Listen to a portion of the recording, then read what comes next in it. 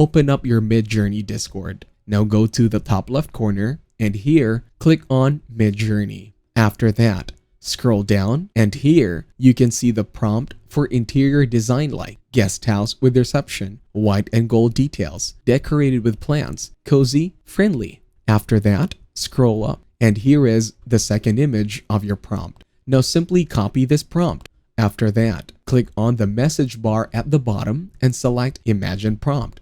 After that, paste your prompt here. Now scroll up and here you can see the generated image of this prompt. Now if you want to upscale the third image, simply click on the U3 button. After that, scroll up and here you have some more images for interior design. Now move on to check out some more generated images of your prompt. If you found Midjourney interesting and want to try it yourself, simply click on the link given in the description box. If this tutorial was helpful, please subscribe to our channel and like this video.